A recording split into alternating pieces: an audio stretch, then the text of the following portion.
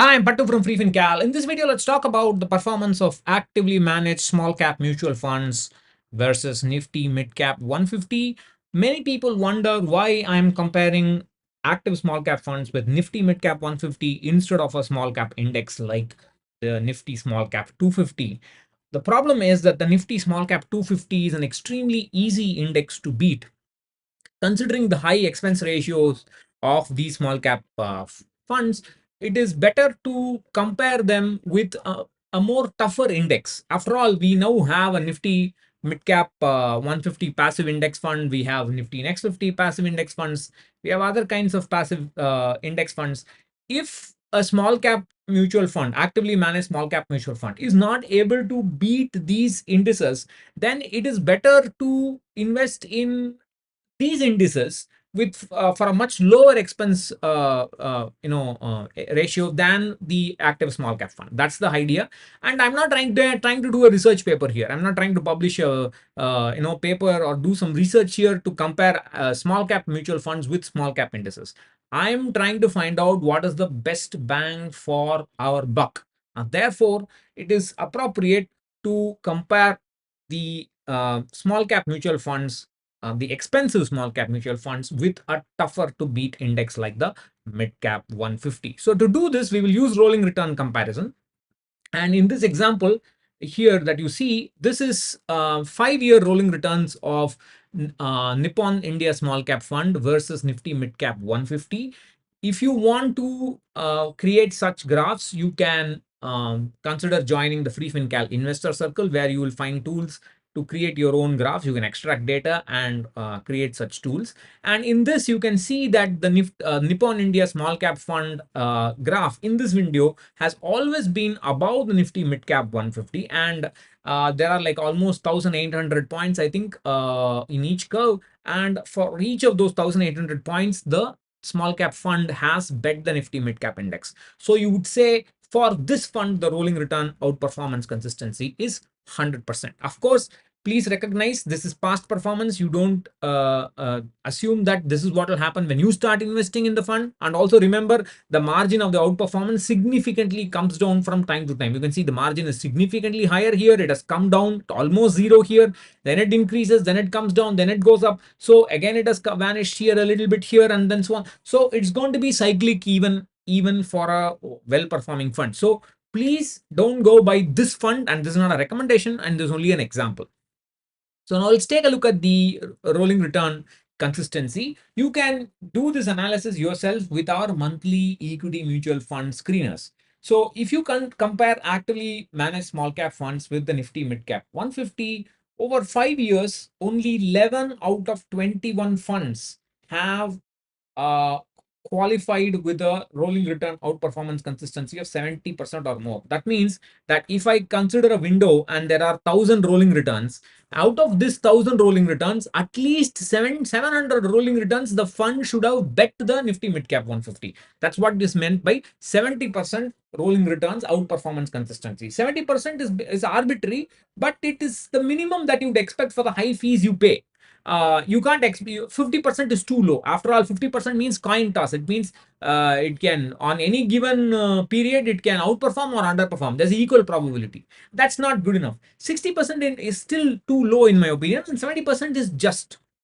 It's neither too high nor too low. And for the fees that they charge, 70% is fairly reasonable in my opinion. Of course, you can use the screener published every month to change this to 60% or whatever you want.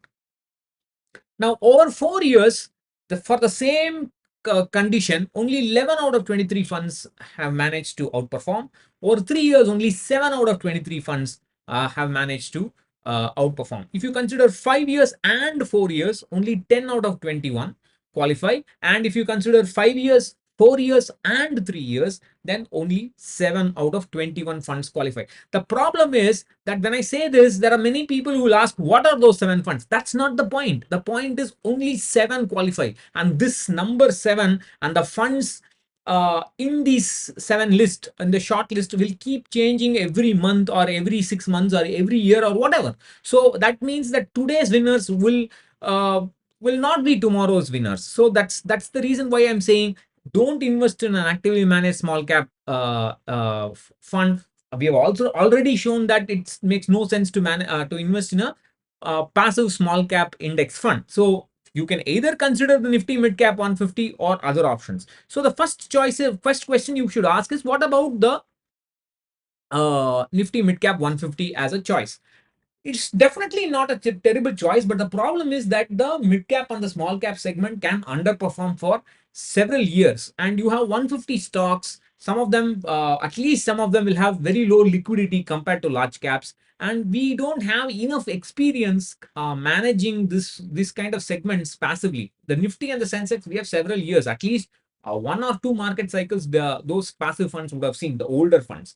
But the newer funds, they're all very, very new. We don't know how they will manage. Some of them, or most of them, would have been started after the COVID crash. So we don't know how they will perform in the long term. So at the moment, at least, we don't want to recommend them, but you can invest in them. We are not saying it's a terrible choice. We are just saying it's too much risk. Why take that risk? So we will like to offer you four suggestions. If you are happy with the large caps, and that's a very good choice, and there's no FOMO in it. If you can manage your FOMO, Nifty 50 is enough, Sensex 30 is enough, or if you want, you can put a Nifty 100 index fund.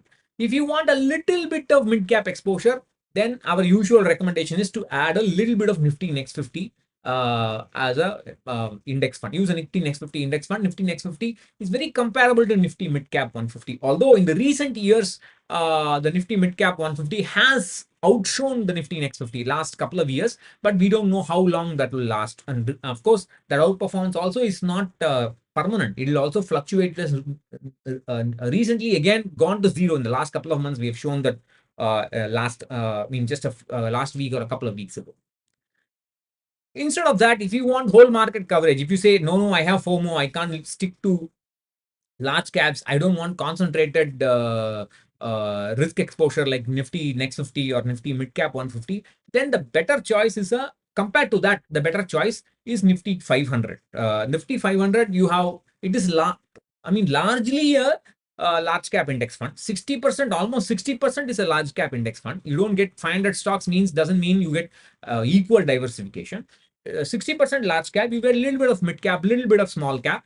That should help you satisfy your FOMO much better compared to, depending on what you want. I still believe option one is the best. The large cap, just the large cap is the best. The next option, if you want some exposure and you can handle the risks, the problem with Nifty Next 50 or the Nifty Mid Cap is that there will be risks. There will be long periods of underperformance as well as some periods of outperformance. But most investors are not capable of handling this. But if they cannot conquer their FOMO, then Nifty 500 is a better choice. If you can handle concentrated mid cap exposure, maybe you can consider the Nifty large cap 250, but again, you must understand the risks. Beyond this, I don't think you don't need any other index fund, including factor indices. So those are my recommendations. Of course, it depends on the investor's confidence. The problem is many people who say that they have risk appetite don't have the experience to prove it. I've been investing for 16, 17 years now, and I don't know what my risk appetite is. Tomorrow, the market crashes 50%, and most importantly, stays crashed for the next few years. I don't know how they will react. But the young people think that they will be able to manage. But I don't know. I think it should. It's a process where you really understand your own temperament over the years, and you understand that you don't have the answers to everything, and there's no best choice. So I would suggest that as of now, I would say Nifty 50, Sensex 30, or Nifty 500. Those are the best choices in terms of risk management, and also if you want to conquer your FOMO, you can stick to Nifty 50. If you can't conquer your FOMO, stick to Nifty 500. But then if you can't conquer your FOMO, can you guarantee that you will stay only with Nifty 500? That's the question that you should ask yourself. What is most important is that never assume that your choice is superior. Whether you are talking about active versus passive debate, or within passive, whether this is that is better or that is, nobody knows what is better. Just choose something that will suit your temperament, and whatever you choose, expect underperformance when you compare it with others, and you must have your patience and conviction. That is the price you have to pay for building wealth with equities. Take care. Bye bye.